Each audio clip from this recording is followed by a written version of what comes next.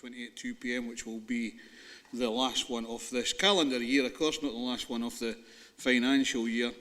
I think it's been an absolutely brilliant year for saying you're on mute, but that's about the only brilliant thing it's been good for. Let's hope we get through the business in a relatively swift and positive manner. So we go to item 1, which is Sedering apologies and Chair's approval of members' remote participation for Pensions Subcommittee, and I'm happy to approve members' remote participation for the Pensions Subcommittee. Have we got any Sedering or apologies? Thanks, Chair. For the Pensions Subcommittee, we've got 5 members currently present, 1 member on Teams and 4 present within the chambers, being yourself, Chair, Councillor Bell, Councillor Thompson. Sorry, Councillor Wilson is on Teams as well, 2 on Teams. No apologies. We have apologies for Councillor Campbell. Okay, well then I've said an apologies and Chair's approval of members' remote participation from the Pensions Board. I'm happy to approve the members' remote participation for the Pensions Board. Any apologies? Thanks, Chair. No apologies. 5 members present, 2 present within the chamber, being David Stainthorpe and David McKee, and 3 present on Teams. Thank you very much. Are there any declarations of interest for the Pensions Subcommittee?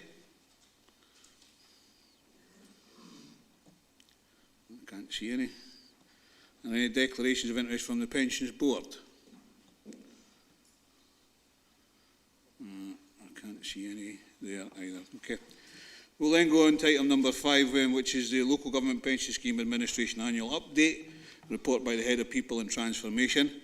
This report provides members with an update on the administration activity carried out by the admin team in the financial year 2019-20. This report is slightly delayed due to the cancellation of the June meeting of this committee. Stuart Clanican, Human Resources Manager, is available to provide an overview of the report and take any questions members may have. Stuart, have you got anything to add to the report? Thank you, Chair. No, nothing further to add. Happy to take any questions. Okay. Any questions from members of either the board or the subcommittee?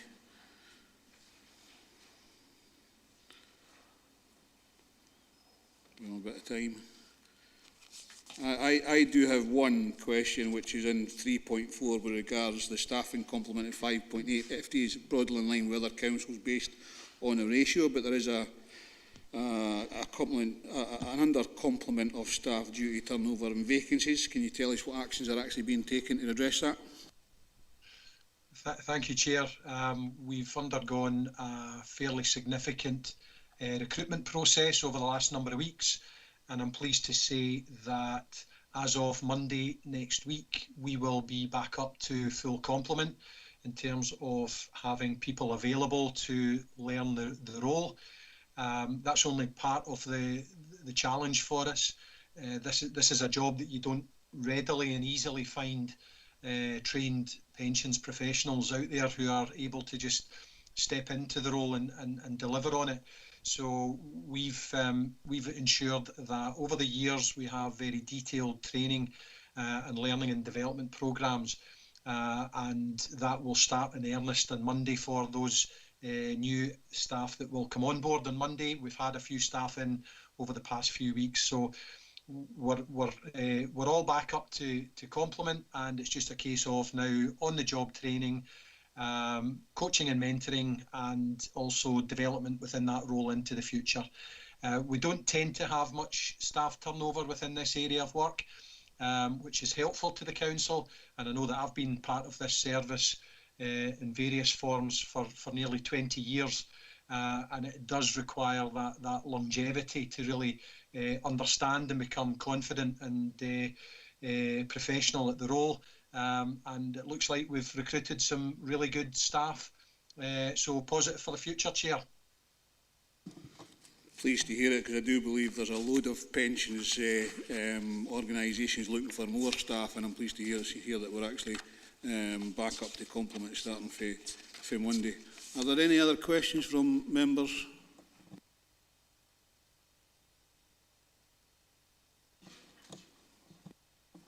Councillor Chattis.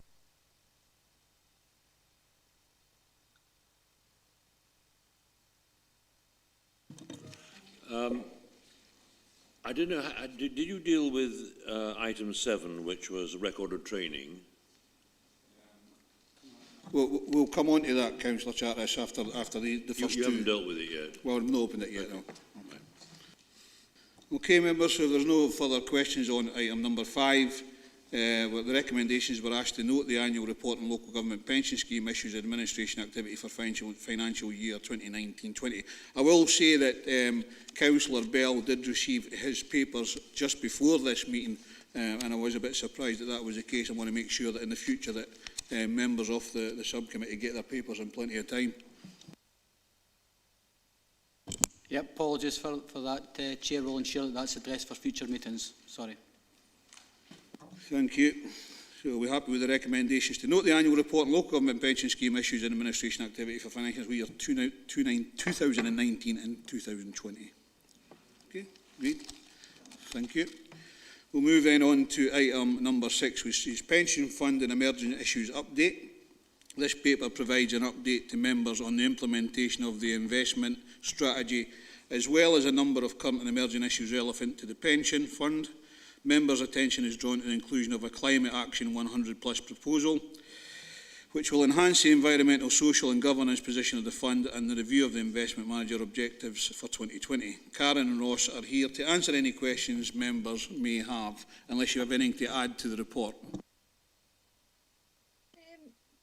Thanks, Chair. It was just to sort of highlight, as indicated in the report, there's not been significant update on many of the items that we're currently keeping watch of as a committee and board, but I thought it might be useful just to draw out one or two of the main points.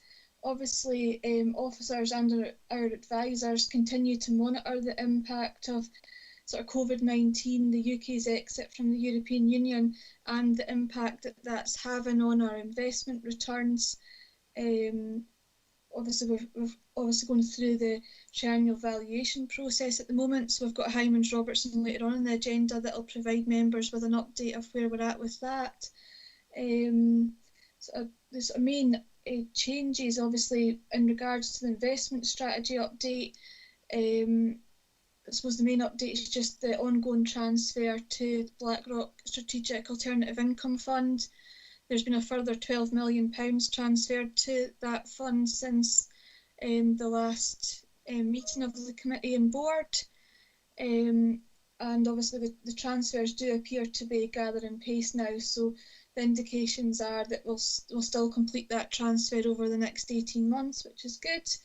And then obviously just to highlight that the plan is to have another sort of further review of the investment strategy as a whole once we've got the sort of final results of the valuation, and our sort of arrangements are underway to appoint an investment manager from the 1st of April next year in compliance with procurement standing orders. Obviously, also on the agenda today is on the paper today is the investment manager objectives. The committee will recall that we actually set these objectives in December last year, so they're now up for annual review. Appendix 2 has been like the officer's assessment of the performance against those objectives, and we're sort of the view that those objectives have been achieved. You'll notice that there is 2 or 3 that are amber. However, it's important to recognise that these are in relation to investment return, and obviously there's a lot of external factors, including COVID, that are impacting on this. But we still feel that those objectives are relevant, and our proposal to members would be that we roll those forward as the objectives for next year as well. Also, we've got sort of Climate Action 100, so maybe ask Ross just to very briefly touch on that, as he's been kind of leading on this work. Thanks, Karen. As detailed in the report, this initiative supports the fund's efforts in sustainable and responsible investment, and also aligns the fund to the Council's climate emergency declaration. There are currently 5 Scottish funds already signed up to Climate Action 100: Falkirk, Lothian, North East Scotland, Scottish Borders and Strathclyde. Tayside Pension Fund are at the same stage as us and are seeking committee approval. and currently 2 of our fund managers, BlackRock and Legal in General, are signatories to Climate Action 100 as well. Okay, thank you. Councillor Thompson.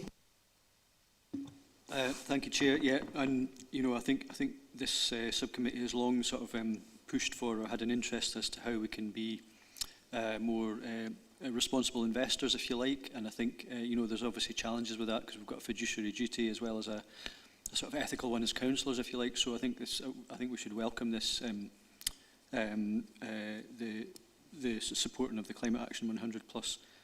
My question was actually about 3.3, where it mentions the arrangements that are being progressed to appoint the investment advisor next year. Obviously, we've got the report in front of us about, I suppose, the performance indicators for the last year.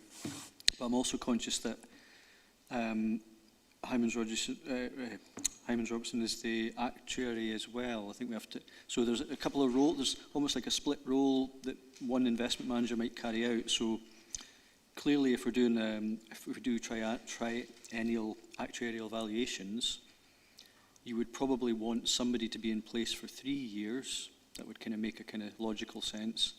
In order to be able to do that, perhaps, I don't know. But does that have an impact on the investment advisor role, which we're about to go out and procure? And also, should we take a 3-yearly performance when we're starting to look at, for example, our existing provider and how that might compare towards future procurement of services? Paul, do you want to come on this one? Yeah, thanks, Chair. Thanks, Councillor Thompson. The 2 appointments, the actuary for the valuation and the investment advisor, are separate appointments. We haven't actually reviewed our investment advisory arrangements for a number of years now. So in order to comply with the Council's agreed procurement standing orders, we're now going through this process. It's no reflection on the current investment advisor performance, but we do need to go out to market and test that and to assess what the correct appointment is for the Council going forward. And obviously members will get the opportunity to influence that appointment in the new year through the next meeting. The actuary is a separate appointment and that will be done in a different timescale, but again we will be looking to ensure that we do comply with procurement standing orders when making that appointment. And again, that's something we'll come back to members with further details on, but at this stage this is specifically with regard to the investment advisor appointment. Welcome back, Stephen. Yeah, thank you. No, I welcome that, and I suppose what I'm asking for is that we are able to partition the roles correctly so that we could appoint in one case and maybe keep in another case safely. Paul? Yes, we're following clear guidelines and agreed frameworks for this appointment process. We'll ensure that is undertaken as part of that process. Okay, Richard Brodie.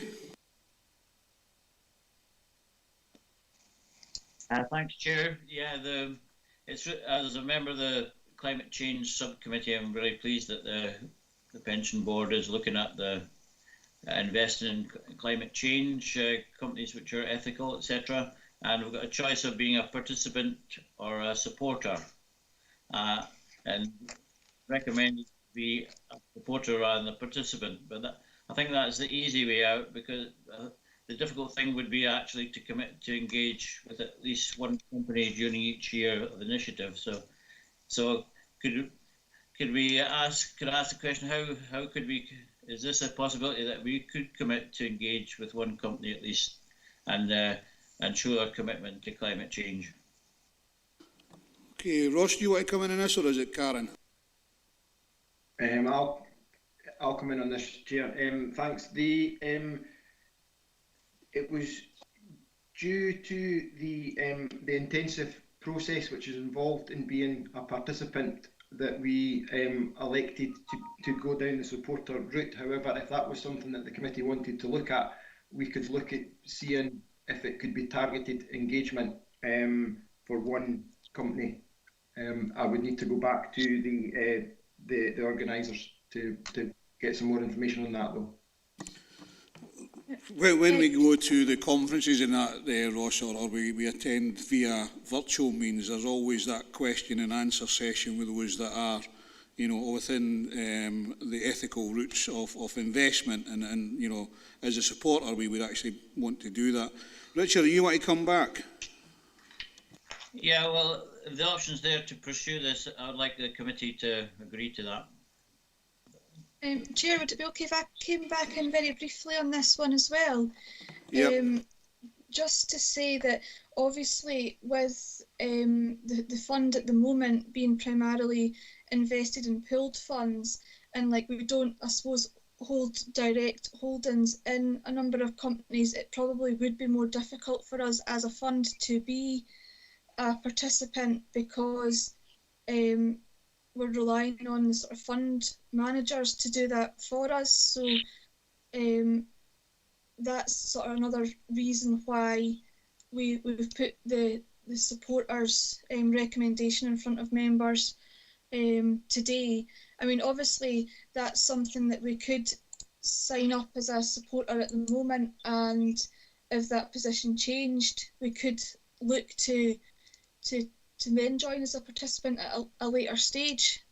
I just feel that given the sort of structure of the fund at the moment, the supporter route would be the most sensible route forward for the committee at this stage. Richard, what I might do is suggest that obviously we would need further information to see what a participant would actually be, and perhaps we would get a future report to see what a participant is. But at this stage, go in as a supporter, and then at the last sort of subcommittee of the year, we'll find out what actually being a participant actually means.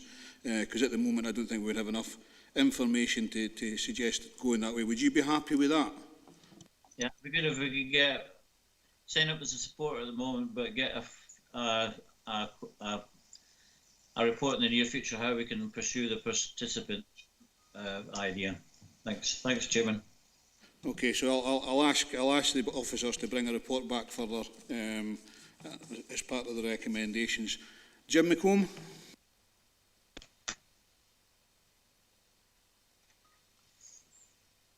Thanks, Chair. On page 23, it states the changes will be implemented by April 2021. It doesn't make it clear what the changes are. I assume it's the changes in the investment strategy. Is that correct? Paul, you want to go in this one? Just that particular part of the report, Councillor McComb, refers specifically to the investment advisor appointment. So that's the change we're talking about in that particular section. So it's a staffing change rather than a strategy change? Yes, it's not. There's no specific change to the strategy associated with that appointment. It's specifically the investment advisor appointment. Thanks very much, Paul. That's quite clear. Okay, Stephen, then Adam. Thanks, Chair. It's just on the point of the signing up as a supporter. Yes, I mean, I think that's where we should go at the moment, and I think bringing a report back is the right thing to do. But I think if we are, as a subcommittee, interested in pursuing that, once we have the right information back, it might be timely to capture that in what we're actually asking of our new, or whatever the investment advisor's brief is, because obviously if they're responsible for what we invest in and how, then whether it's a pooled investment or otherwise, it might be that they need that direction from us prior to their appointment, that we would like to work towards or have the ambition to be, you know, rather than just a supporter to take it further. So I think if we get it back before we make that appointment, that would be timely. Okay, I think if we have a report back for the next subcommittee on that, would that be possible, Karen? Yeah, that's no problem. We'll get more information. As I said, there's in the report, there is a kind of a group of officers that Ross represents that are like looking at this in all funds, and yeah, certainly we can gather some information and bring a more detailed report back to the next meeting. Okay, thank you. Adam, then David Stainthorpe. Yeah, so Chair, it was just to clarify what we would be agreeing to. I've had I note that you mentioned that Graham Bell had an issue with his papers. I've had an issue with my papers as well for this meeting. I think we have a duty as a committee to make sure that we are getting the best for the membership of the pension fund, and therefore I think that while I'm sure that we will agree with what is proposed, I think it is very important that we give as much consideration to that as possible, bearing in mind that overall objective of getting the best for the pension fund membership. So I think I'll be very, I think, you know, depending on what I'm not quite sure what is going to be proposed for the recommendations, but I would rather see a sort of, you know, request a paper at a future meeting at this stage. Yeah, that's the action that I'm actually considering is putting forward as a recommendation, that it comes back to the next subcommittee, what actually being a participant actually means and how we can influence that side of things with the full list of information on that report. David? Thank you. I think we heard that 2 of the funds we invest in are already participants in this. Would it be worth asking the other funds to give us an update on their intentions and what timescales they have for becoming participants? Paul, I mean, obviously we're going to have a report from our thing later on, and these reports from our investment portfolios will come back. Perhaps that's the time to ask today, if that's a way going forward, David. All right? Okay. Jock McKee.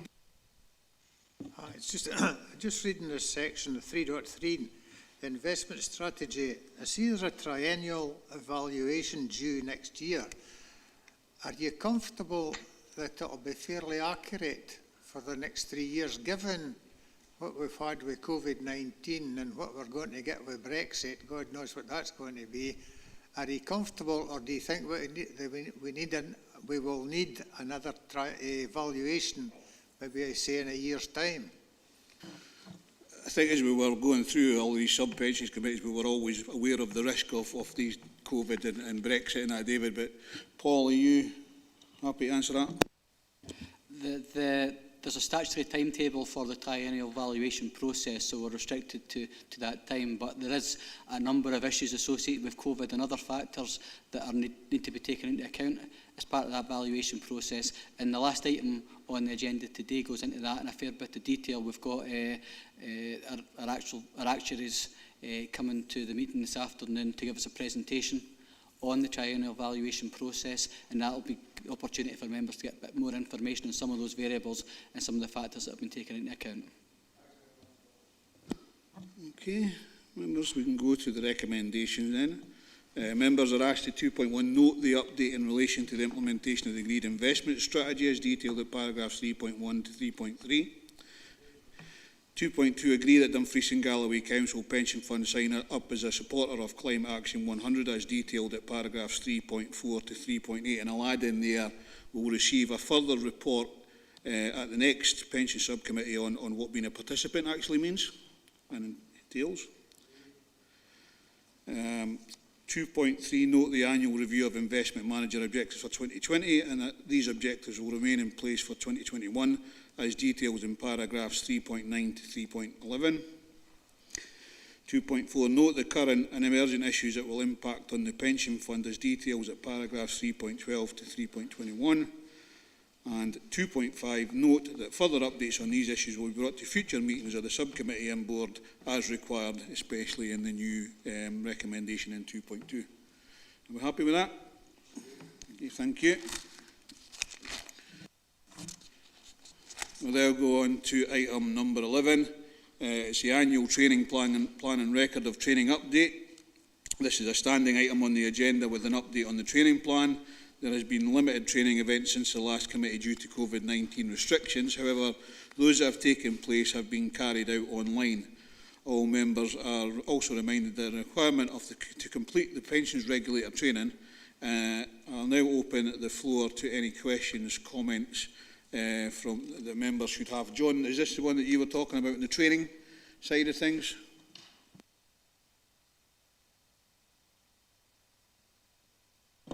I attended a training event and it was, I thought it was very useful, one, and we were told there was to be a follow-up, but I heard nothing more. and I haven't heard anything since. And they've got to be within 3 months, and I've only attended one, and I haven't been asked to attend another. If there have been any, I don't know. Ross, do you want to come in on this?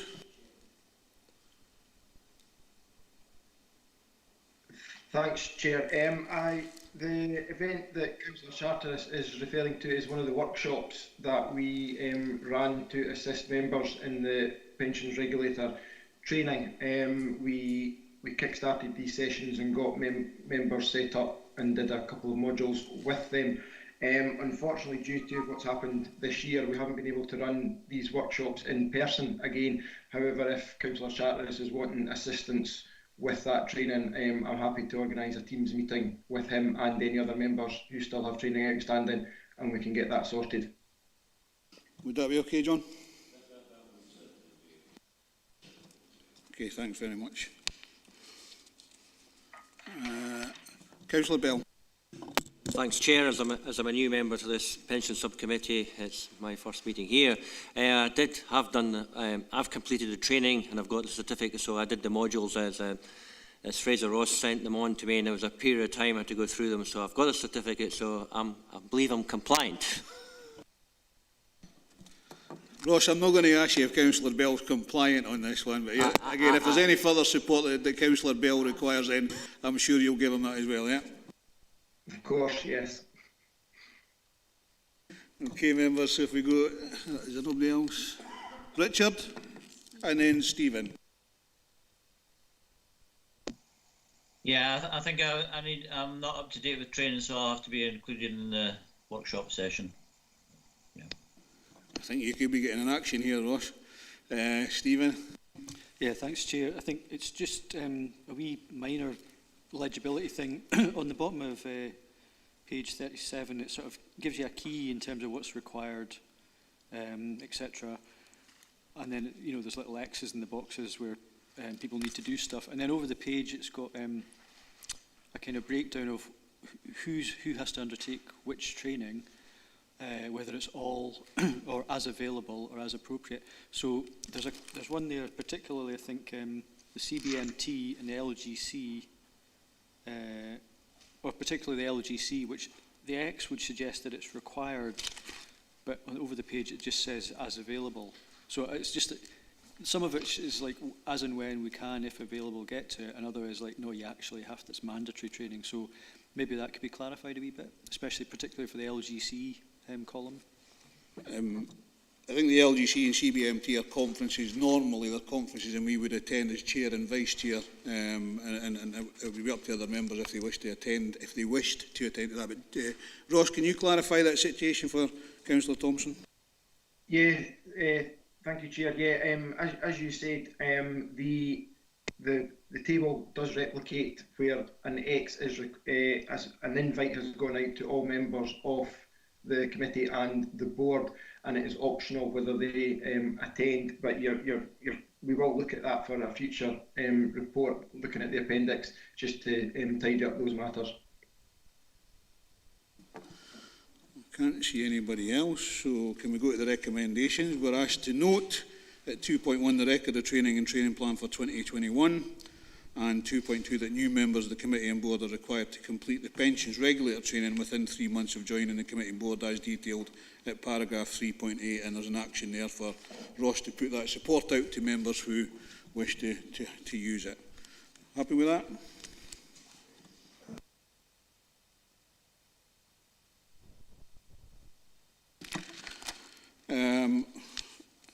There's not any other business deemed urgent by the Chairman due to the need for a decision. However, on the next item is the Local Government Scotland Act 1973, and we have to consider adoption of resolution to exclude the public from the meeting in terms of section 50A4 and paragraph 6 of part 1 of the Schedule 7A of the Local Government Scotland Act 1973. So we're happy to exclude the public, and then we can move in, those on Teams move into the exempt meeting. Are we happy to do so? Okay. Agreed.